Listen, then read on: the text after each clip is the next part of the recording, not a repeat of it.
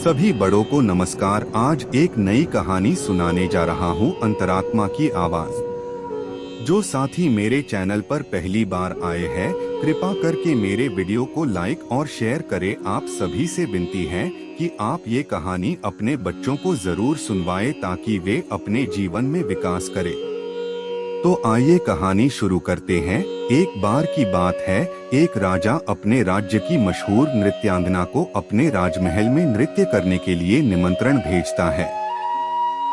नृत्यांगना का नृत्य देखने के लिए राजा अपने गुरु को भी निमंत्रण भेजता है।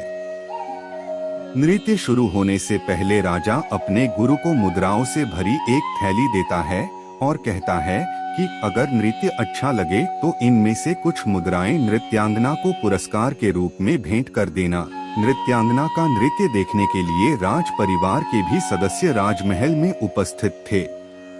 नृत्यांगना के नृत्य को सभी लोग आनंद से देख रहे थे, लेकिन जब नृत्यांगना का नृत्य खत्म होने वाला होता है तो उनके पीछे जो तबला बजा रहा होता है उसकी ताल बिगड़ जाती है।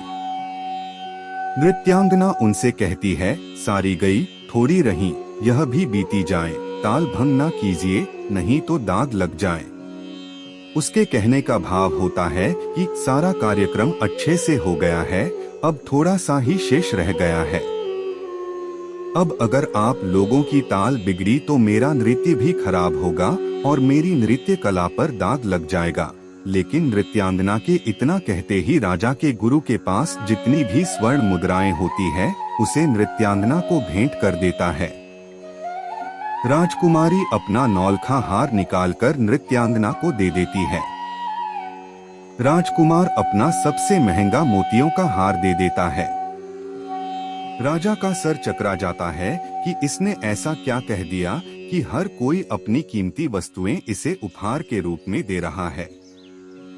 उम्मीद है आपको कहानी पसंद आ रही होगी। कृपा करके मेरी वीडियो को लाइक शेयर कर दे और मेरे चैनल को सब्सक्राइब कर दे। अब आगे की शेष कहानी सुनिए।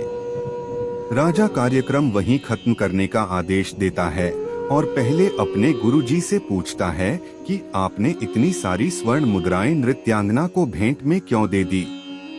गुरुजी कहते हैं कि मेरी सारी उम्र ईश्वर की भक्ति में निकली, लेकिन आज तुम्हारे बुलावे पर मैं यहाँ आ गया इस उम्र में नृत्य देखने। लेकिन जब उसने कहा कि सारी गई थोड़ी रही, यह भी बीती जाए, ध्यान भंग ना कीजिए नहीं तो दाग लग जाए, तो मुझे ध्यान आया कि मैं यह क्या कर रहा हूँ।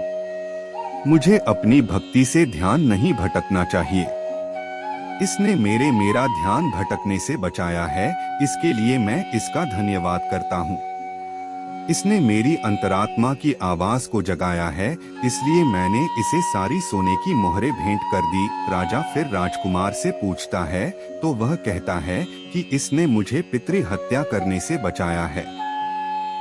मेरे मन में राज्य के लिए लोभ जाग गया था और मैंने सोचा था कि आज रात को मैं आपको मारकर खुद राजा बन जाऊंगा। लेकिन जब उसने कहा कि सारी गई थोड़ी रही, यह भी बीती जाए, तो मेरी अंतरात्मा ने मुझे दुत्कारा कि पिताजी अब बूढ़े हो चुके हैं। उनकी कितनी आयु बीत चुकी है और थोड़ी सी रह गई है। आज नहीं तो कल सारा राज्य मुझे ही मिलना है, तो इसलिए मुझे आपको मारकर पितृ हत्या का दोष नहीं लेना चाहिए। राजा राजकुमारी से पूछता है। राजकुमारी कहती है कि मेरी विवाह की आयु हो गई है, लेकिन आप तो मेरे विवाह के बारे में सोच नहीं रहे थे, इसलिए मैं आज भागकर शादी करने वाली थी।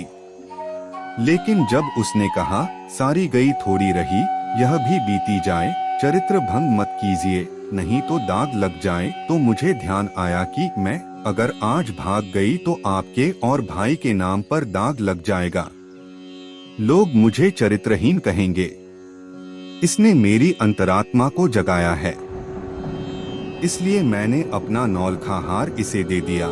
यह सब सुनने के बाद राजा की भी अंतरात्मा जागी और उसने घोषणा की आज मेरी बेटी का स्वयंवर है और बेटी को कहा कि वह अपने मन चाहे वर को चुन सकती है।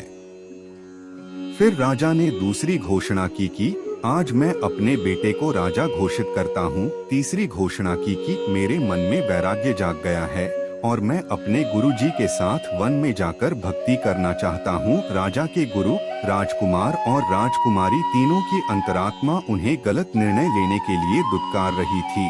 कहीं ना कहीं उनके मन में गलत निर्णय लेने के लिए ग्लानि का भाव था, जो उन्हें एहसास करवा रहा था कि जो वह सोच रहे हैं वह गलत है।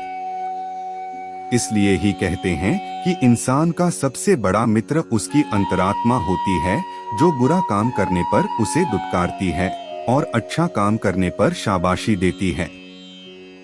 पूरी कहानी ध्यान से सुनने के लिए धन्यवाद। अंत में यही कहूँगा, ईश्वर आप सभी को सुखी रखे और अपना ख्याल रखे। उम्मीद है कि आपको यह कहानी पसंद आई होगी। आपका कोई भी सुझाव है तो मुझे कमेंट में कह सकते हैं। कृपा करके आप मेरे चैनल को सब्सक्राइब करें और मेरी वीडियो को लाइक करें। अब मैं मिलता हूँ आपको अगली वीडियो में।